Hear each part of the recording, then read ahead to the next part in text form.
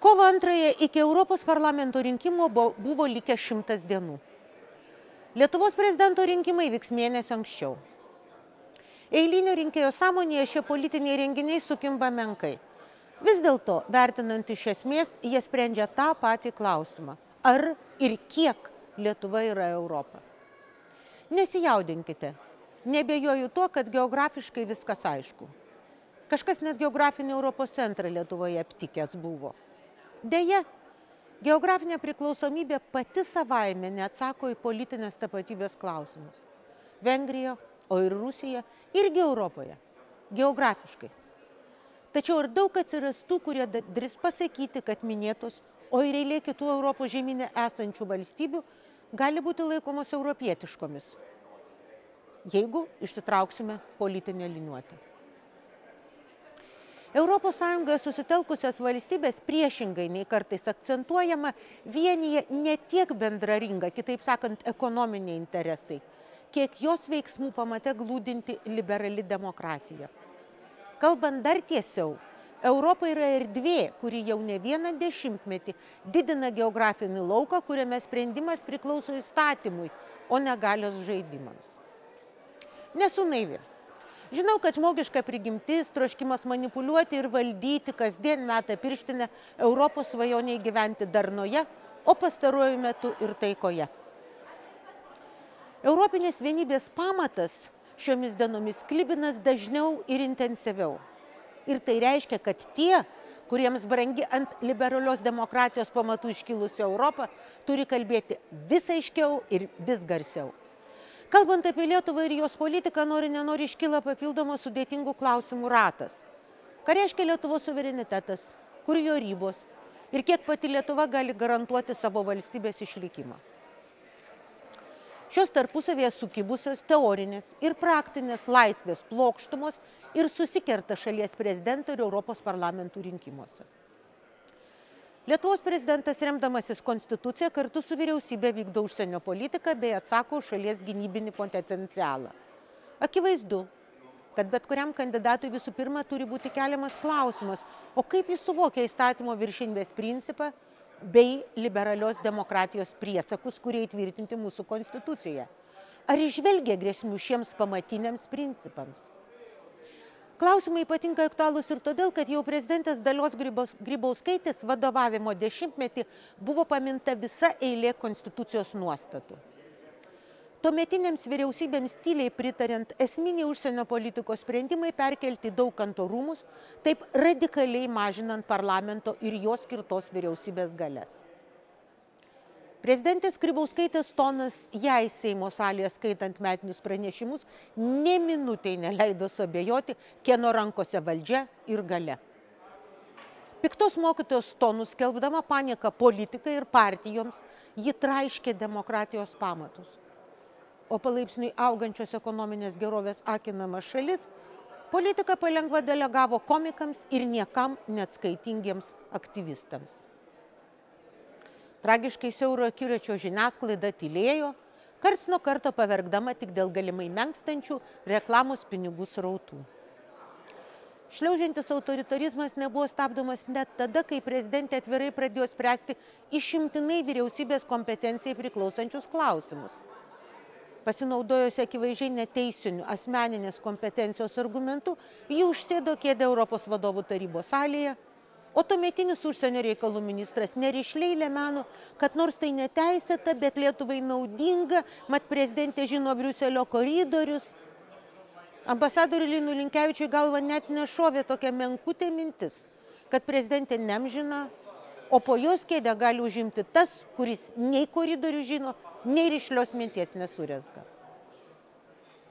Pastarosius 5 metų šaliai autoritarizmo liūną galutinai pasnerti kliudė tik tai, kad dabartinis prezidentas yra išskirtinai nekompetentingas ir labai silpnas.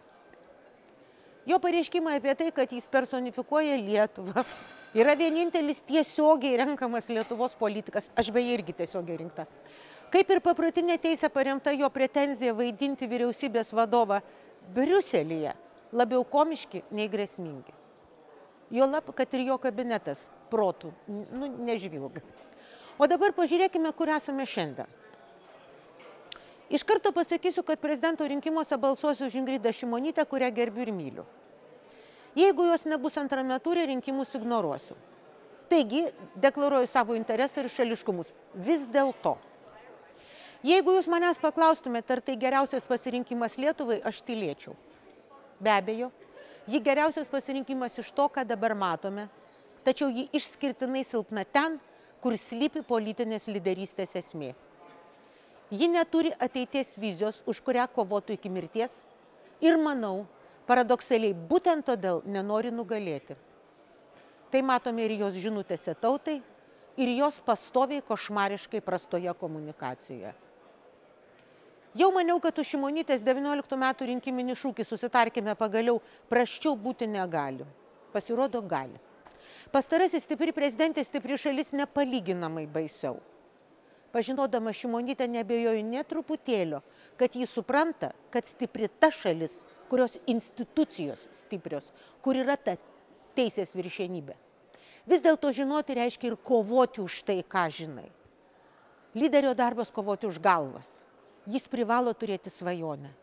Privalo turėti atvirą širdį ir kalbėtis. Kalbėtis ir kalbėtis, kviesti ir nenutilti net tada, kai žiauriai skauda. Lyderiai neaukoja valstybės nemokšų iš Lyderiai neaukoja valstybės nemokšams iš komunikacijos agentūrų. Lyderiai patys kūrė komunikaciją. Dar vienas paradoksas. Gitanas Nausėda komunikuodamas yra nepalyginamai autentiškesnis nei Šimonytė ir tai, manau, jam teikia papildomų balsų, nes žmonės girdi jausmą. Ir žinoma, tikri lyderiai, ypač tada, kai valstybė pavojuje, kalbėdamas su visokiais Mackevičiais, dabar Lietuvoje jų legionas įvairiais vardais, nenuolankiai atsakinėja į sukrečiančiai primityvius klausimėlius, o aiškiai artikuliuoja savo žinią ir pažadą tautai. Ta šiurpia politinė parodija, kurią čia miniu, palyginsiu su rinkiminiu renginiu Briuselyje. Akcentuoja 100 dienų iki Europos parlamento rinkimų, pirmadienį, vienoje didžiausių prestižinių Briuselio salių, kurioje nuolat skamba geriausių pasaulio klasikinės muzikos atlikėjų koncertai, įvyko susitikimas su 2 garsiais Europos politiką nagrinėjančiais mokslininkais ir 5 skirtingų Europos parlamento frakcijų atstovais. Bilietai iš renginį kainavo 10 eurų, o tikrai didelė Bozar salė buvo pilnutėlė. Didesnė publikos dalis buvo į 4. ar 5. dešimtmetį įžengę žmonės, kurie tikėtina viena ar kita forma susiję su politika. Vis dėlto buvo ir tokių klausytojų, kurie akivaizdžiai atėjo, nes jiems buvo tiesiog įdomu išgirsti skirtingus vertinimus ir politinės prognozes. Kaip ir Šimonytės pokalbio su Rolandu Mackevičiu metu buvo juokaujama, bet tai nebuvo humoras, kai už juokelius apima svetimos gėdos jausmą. Pokalbį moderavo Europos studijų Oksforde profesorius Timothy Ash, jau 50 metų rašantis apie Europos politiką ir jos dramatiškiausius momentus. Pašnekovai, dar 2 profesoriai, taip pat angažuoti liberalios europinės politikos proponentai. Po valandos prisijungė skirtingų politinių partijų europarlamentarai, irgi kalbėjo gal ir nepatogiomis, bet prasmingomis temomis. Jeigu pokalbis Vilniuje buvo klaikiai nuobodus ir be jokios nuorodos į realias politinės problemas, su kuriomis susiduria Lietuva pasaulyje ir Europoje, o tai prezidento laukas mąstymo, tai Briuselyje tas pokalbis vertė mąstyti ir klausantis ieškoti savo atsakymų, susitapatinti su politika. Ar įmanoma pasiekti, kad demokratijos dirbtų žmonių geroviai? Ar sutinkate, kad Jungtinė karalystė po Brexito liko Europoje? Ar ES plėtra negali tapti demokratijos laidotuvėmis? Kiek Europos yra rytų Europoje? Klausima buvo ne tik kalbėtojų, bet ir salės, kuri balsavo už vieną ar kitą alternatyvą. Vienas klausimas ypatingai užgavo širdį. Ar šiandien vyksta karas Europoje? Salė, kurioje sėdėjo keletas šimtų žmonių, balsavo per pusę. Ir tai buvo baisu. Pusė salės nesupranta, kad Europoje vyksta karas. Ir kalti ne jie.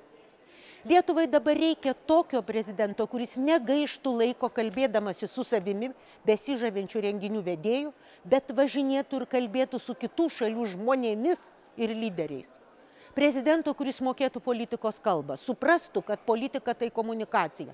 Mums reikia prezidento, kuris betodariškai tikėtų Europą ir jos gale susitelkti ir išsaugoti laisvę. Europos laisvė. Ir tai reiškia Lietuvos laisvė.